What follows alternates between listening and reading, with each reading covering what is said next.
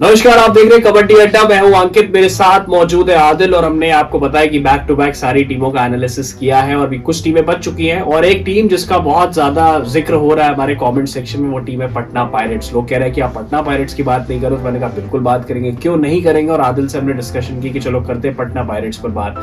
देखिए, straight to the point आने से पहले बस एक बार थोड़ी सी समरी बता देता हूँ। पटना पायरेट्स की एक टीम जो थी, थोड़ी सी लड़खड़ाई थी इनकी परफॉर्मेंस पीकेएल 10 के मिड में, लेकिन उसके बाद ये टीम जो है अच्छी तरीके से कवर अप किया इन्होंने और ये पहुंचे प्लेऑफ्स में। जब ये प्लेऑफ्स में पहुंचे तो इनका मुकाबला हुआ एलिमिनेटर में दिल्ली के अगेंस्ट। दिल्ली जो थी वो फेवरेट थी क्योंकि आशु मलिक एक अच्छे फॉर्म में चले आ रहे थे। हालांकि सचिन तंवर की फॉर्म भी बहुत जबरदस्त रही है इस पूरे पीकेएल 10 में, लेकिन सचिन तंवर की ब्रिलियंस की वजह से पटना पायरेट्स की टीम ने हराया दबंग दिल्ली को। और उसके बाद ये पटना पायरेट्स की टीम जो थी वो खेली पुनेरी पलटन से। पलटन की टीम ने, आपको पता है कि थ्रू आउट द टूर्नामेंट अच्छा खेला, टाइटल अपने नाम किया, पर सचिन तंवर की एक इंजरी वाला मोमेंट आया, आपको पता है सेमीफाइनल में, जिसने पटना के फैंस का दिल तोड़ के रख दिया। जितने भी लोग टेलीविजन पर देख रहे थे, जितने भी लोग सोशल मीडिया पर चीजें देख रहे थे, उनको लगा कि यार we feel for Sachin Tanwar की कितना अच्छा खेला सचिन तंवर पटना पायरेट्स के लिए। और उसके बावजूद भी पटना की टीम जो है फाइनल में नहीं पहुंच पाई, टाइटल नहीं उठा पाई।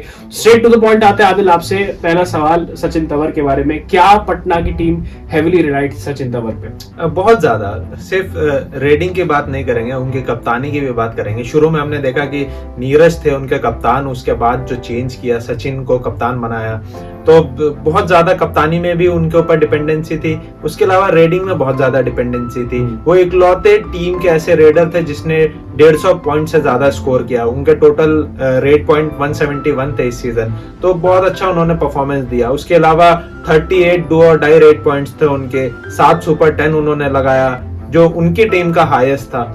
तो बहुत ज्यादा रेडिंग उनके ऊपर डिपेंड कर रही थी टीम की। इंजरी की बात करें तो सेमीफाइनल में सबने देखा कि वो इंजरी हुई उनको और वो बाहर चले गए, जिस वजह से पटना 2-3 पॉइंट से रह गए।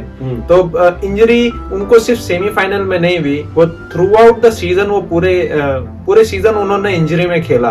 उनके जांग में हम देख रहे थे कि ग्रीन कलर का टेप लगा हुआ था दोनों जांगों पे, जो मसल्स को खींच के रखने के लिए था उनके, ताकि जो उनकी एग्जिस्टिंग इंजरी है वो और ज्यादा ना बढ़े। और वो टेप लगा के उन्होंने लगातार खेला और इतना अच्छा खेला कि वो टीम के बेस्ट रेडर रहे।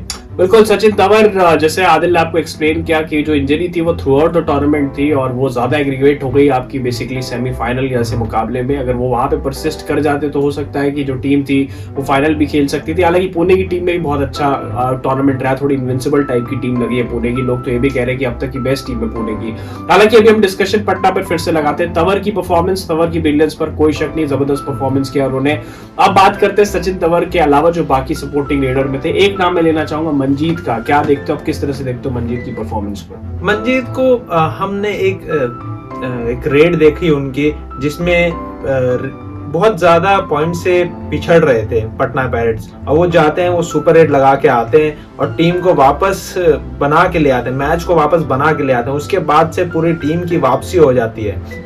अब वो वापसी ना सिर्फ ऐसी वापसी करते हैं, वो 12-13 पॉइंट से पिछड़ रहे होते हैं पटना पायरेट, और सुपर 8 की वजह से टीम में ऐसा जोश आ जाता है कि वो वहां से मैच जीत जाते हैं पटना पायरेट्स। तो मंजीत की हम जितनी तारीफ करें उतनी कम। उन्होंने सपोर्ट रेडर का रोल निभाया और सपोर्ट रेडर होने के बावजूद 115 रेट पॉइंट्स थे उनके इस सीजन। तो बहुत कमाल का मंजीत का भी सीजन गया है और बिल्कुल मेरे को ऐसा लग रहा है कि मंजीत भी एक रिटेन खिलाड़ी में से रहेंगे पटना पायरेट्स। बिल्कुल, अब ये देखना होगा कि मंजीत और सचिन दोनों को रिटेन करना तो चाहिए हमारे हिसाब से। देखते हैं नेक्स्ट सीजन क्या होता है। लेकिन अब बात करते हैं थोड़ा डिफेंस की। डिफेंस में 2 नाम लूंगा आदिल आपसे, उनके साथ मैं डिस्कस करना चाहता हूँ। एक तो अंकित जागलान की बात करनी चाहिए हमें, और कृष्ण धुल की बात करनी चाहिए। कैसे देखते हो आप दोनों की परफॉर्मेंस? कृष्ण धुल के तो काफी अच्छा परफॉर्मेंस दिया है पीकेएल 10 में, थोड़ा आदिल आपको एक्सप्लेन करेंगे उसको। कैसे देखते हैं दोनों डिफेंडर्स को आप? कृष्ण धुल काफी बहुत ज्यादा इंप्रेस किया कृष्ण धुल ने हमें। उनके 78 टैकल पॉइंट्स जो इस सीजन के सेकंड बेस्ट था। सबसे पहले शार्दुल थे, 99 टैकल पॉइंट्स थे उनके, जो बहुत ज्यादा ही थे। और उसके अलावा अंकित कृष्ण धुल 78 टैकल पॉइंट्स, तो बहुत अच्छा उन्होंने खेला। हमने देखा कई जगह पे उन्होंने अकेले सुपर टैकल भी किया, जब सिर्फ 2 डिफेंडर मैट पे थे, उसके बावजूद कृष्ण धुल ने सुपर टैकल इनिशिएट किया और टीम को वहां से बचाया, ऑल आउट होने से बचाया। ना सिर्फ ऑल आउट होने से बचाया, वहां से गेम भी बनाया, टीम को वापसी कराई, सबको रिवाइव कराया। तो बहुत अच्छा उनका भी सीजन रहा कृष्ण धुल का as a Patna Pirates defender. बिल्कुल, और दोनों नहीं, अंकित की भी अगर हम बात करें, जितनी भी लिमिटेड अपॉर्चुनिटीज उनको मिली और जिस तरीके से जब भी उनके पास मैच का क्रक्स आया कि अब वो चेंज कर सकते हैं अपने डिफेंस से, अपने स्किल से, तो उन्होंने वहां पे वो कारनामा करके दिखाया। So credit to both of them. जिस तरीके से पटना का डिफेंस चला है, कृष्ण धुल की अगर हम बात करें, थोड़े बहुत मैचेस मनीष धुल भी है, उसके अलावा अंकित जागलान की अगर हम बात ना करें, तो इसलिए हमने सोचा कि इन तीनों पर थोड़ा सा डिस्कस कर लेते हैं। Now let's talk to about the coach Narendra Reddy. कैसे देखते हैं आप नरेंद्र रेडू की इस कोचिंग को इस पूरे पीकेएल 10 में? नरेंद्र रेडू को जब भी हमने देखा कोचेस कॉर्नर में, तो उनको बहुत ज्यादा हमने एग्रेसिव होते हुए कभी नहीं देखा। वो काम और कंपोज रहे पूरे सीजन, और वही दर्शाता, वही उनका नजर आया कि उनकी जो पूरी टीम थी उन्होंने बहुत अच्छा परफॉर्मेंस दिया, और परफॉर्मेंस ऐसी कि वो लोग सेमीफाइनल तक पहुंचे, जबकि एलिमिनेटर में ही सबने उनको डाउन कर दिया था कि पटना यहाँ से आगे नहीं जा पाएगी, क्योंकि दबंग दिल्ली बहुत ज्यादा फेवरेट थी। आशु मलिक बहुत अच्छे फॉर्म में चल रहे थे, साथ में योगेश दहिया भी बहुत अच्छे फॉर्म में चल रहे थे। बावजूद इसके पटना पायरेट्स ने ऑड को डिफाई किया और वो मैच जीते और वो सेमीफाइनल में पहुंचे। वो उसका पूरा क्रेडिट जो है वो कोच नरेंद्र रेडू को जाता है। उन्होंने बहुत अच्छे से अपनी टीम को बांध के रखा, कंपोज तरीके से रखा, और सबसे परफॉर्मेंस, इतनी अच्छी परफॉर्मेंस सबसे निकलवाई। न सिर्फ अंकित जागलान या कृष्ण धुल, एक और उनके डिफेंडर थे मयूर कदम, जिनको मिड सीजन में इंट्रोड्यूस किया, और उसके बावजूद मयूर कदम ने कितना अच्छा परफॉर्मेंस दिया। तो ये दर्शाता है कि कोच कितने बेहतरीन है। बिल्कुल, पटना की गोइंग फॉरवर्ड स्ट्रेटजी क्या होनी चाहिए, मैं अपना पीओवी दे देता हूं, उसके बाद अपना पॉइंट ऑफ व्यू आदिल रख देंगे, क्योंकि अब थोड़ा क्लोजिंग एंड पर आ रहे हैं। यहाँ पर हमने कोच की बात कर ली, रेड की बात कर ली, डिफेंडर्स की बात कर ली।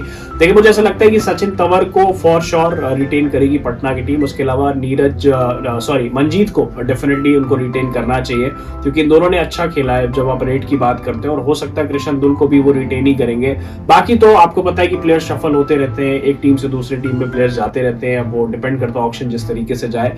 बट मुझे ऐसा लगता है कि पटना की टीम के लॉट ऑफ पॉजिटिव्स हैं, क्योंकि बीच में थोड़ी सी उनकी परफॉर्मेंस लड़खड़ा गई थी, उसके बाद आकर के प्लेऑफ्स के लिए क्वालिफाई करना, और जो फेवरेट्स दिल्ली को उसको हरा करके सेमीफाइनल तक खेलना, ये अपने आप में एक जीत थी। थोड़ा सा अगर वो सामंजस्य बैठा लेते बाकी रेडर्स के साथ, अगर सचिन के एब्सेंस में भी बाकी रेडर उस तरीके की परफॉर्मेंस दे पाते, तो शायद आप हो सकता है कि पटना की टीम फाइनल भी खेल सकती थी, या ना वो स्पोर्ट्स में कुछ भी हो सकता है। सो अच्छा खेली पटना की टीम मेरी नजर में। अगर आप उनकी परफॉर्मेंस को देखते हो, तो एक सचिन तंवर का वो इंजरी वाला जो मोमेंट था, वो एक इमोशनल हार्ट ब्रेक था, बट उसके अलावा अगर आप पूरे सिनारियो को देखते हो, उनके मैचेस को देखते हो, तो आपको लगता है कि हाँ, पटना की टीम ने अच्छा खेला इस बार पीकेएल 10 में।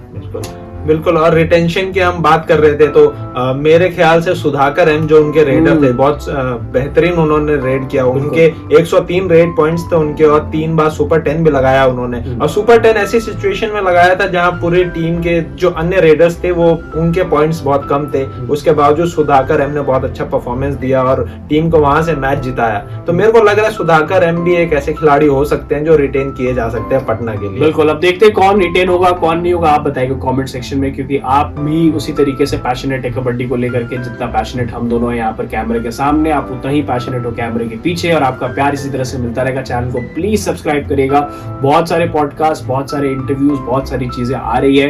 तो कबड्डी अड्डा को आप सब्सक्राइब कर लीजिए यूट्यूब पे, कबड्डी अड्डा को फॉलो कर लीजिए इंस्टाग्राम पे, सोशल मीडिया के सारे प्लेटफॉर्म पे, फेसबुक पे। जल्दी आपसे मुलाकात होगी। Thank you for watching, thank you, और जरूर बताएगा कमेंट सेक्शन में कौन से खिलाड़ी रिटेन होने वाले। Good bye. और मैं लक की बात में मानता ही नहीं, लक को तो मैं आज तक जितना भी जहाँ तक भी गया, लक की बात मैं करूँगा ही नहीं, क्योंकि मुझे पता है मैंने कितनी मेहनत करी है।